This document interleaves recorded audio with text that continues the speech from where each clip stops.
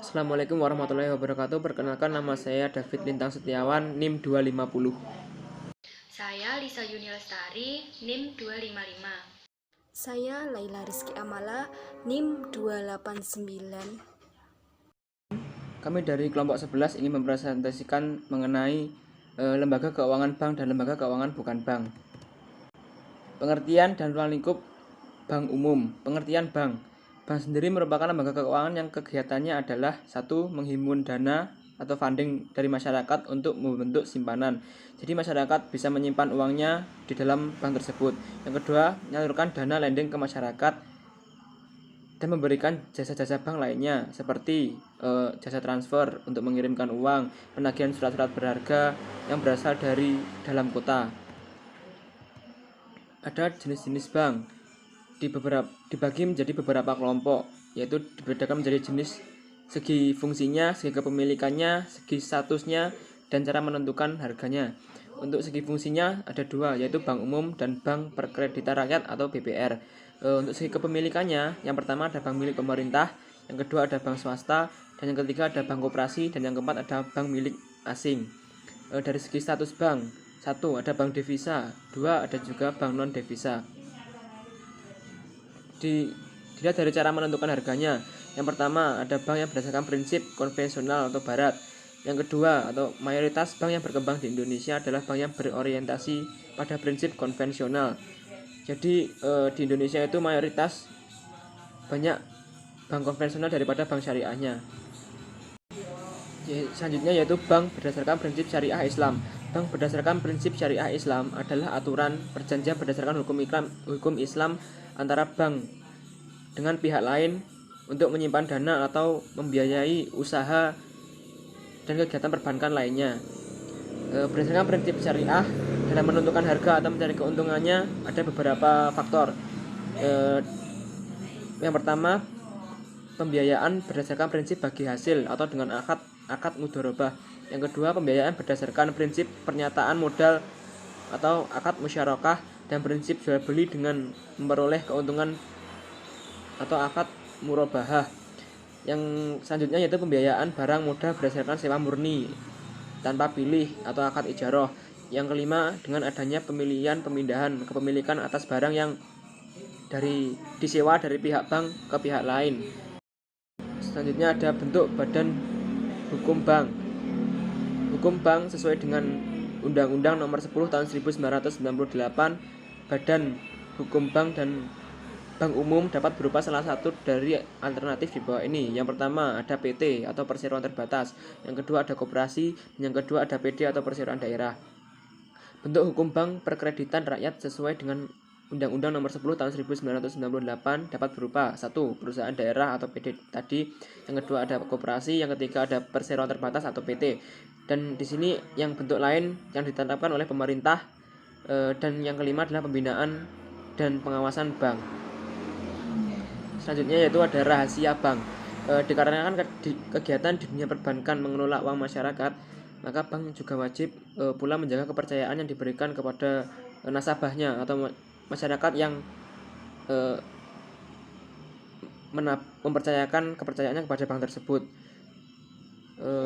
Bank wajib menjamin keamanan uang tersebut agar benar-benar aman dan nasabahnya terjamin.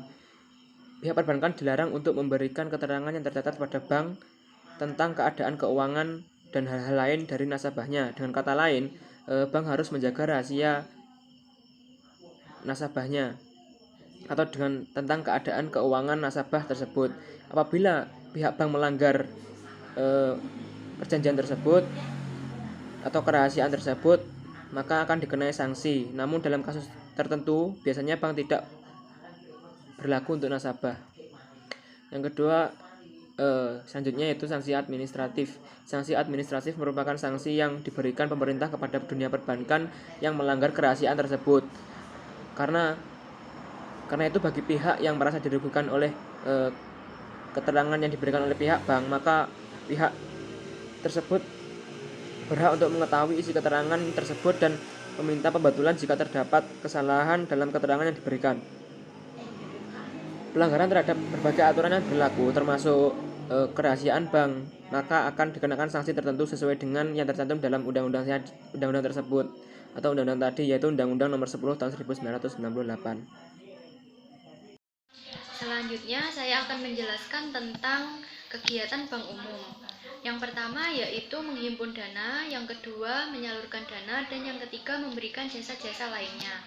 Kemudian pengertian dan ruang lingkup Bank Pengkreditan Rakyat atau BPR. BPR adalah bank yang melaksanakan kegiatan usaha secara konvensional atau berdasarkan prinsip syariah yang dalam kegiatannya tidak memberikan jasa lalu lintas pembayaran. Kemudian jenis-jenis BPR. Berdasarkan kepemilikannya dibagi menjadi dua jenis, yaitu BPR milik pemerintah dan BPR milik swasta. Kemudian berdasarkan cara pengelolaannya, BPR juga dibagi menjadi dua jenis. Yang pertama, BPR berdasarkan prinsip perbankan umum atau konvensional atau sering juga disebut dengan BPR. Kemudian yang kedua, BPR dengan prinsip syariah atau sering juga disebut dengan BPRS.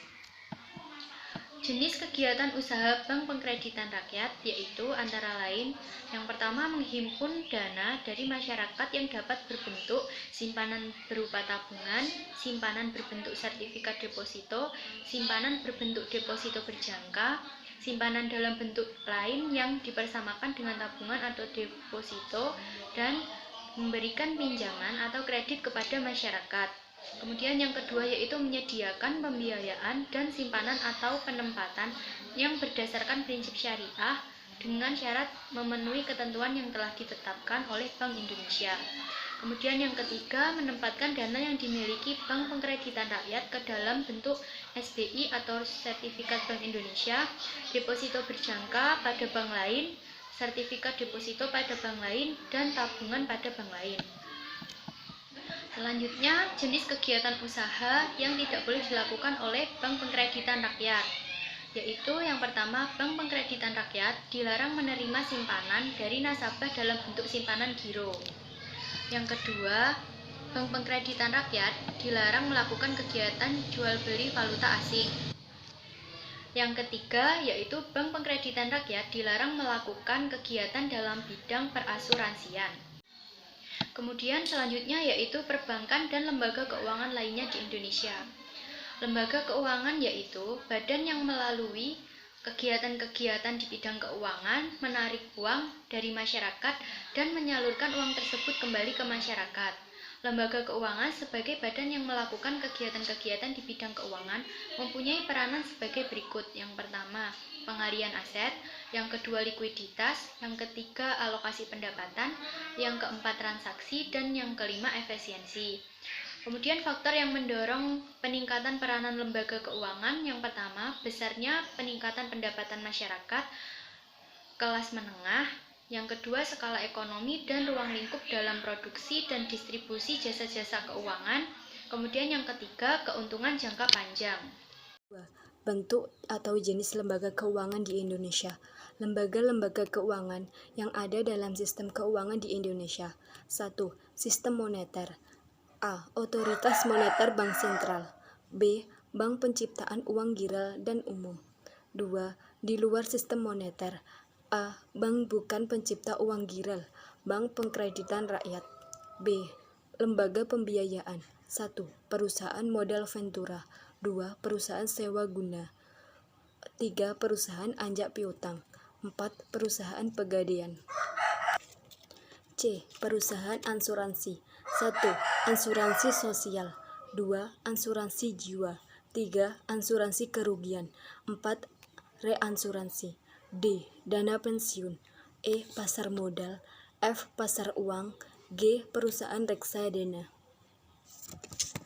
3. Lembaga keuangan dan kebijakan moneter. Sistem moneter termasuk lembaga keuangan, merupakan sarana untuk membentuk dana alokasi tabungan masyarakat, di samping sarana lain seperti kebijakan fiskal dan penyisihan keuntungan perusahaan.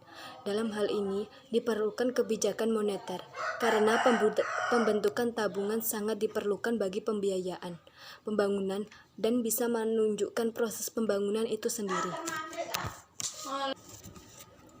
kebijaksanaan moneter yang dilaksanakan melalui lembaga keuangan yang terorganisasi seperti bank sentral, bank umum, bank pengkreditan rakyat, dan lembaga-lembaga keuangan bukan bank, dapat digunakan untuk menggairahkan pembentukan dan masyarakat dan membiayai kegiatan ekonomi sesuai dengan kualitas dan tahap-tahap pembangunan.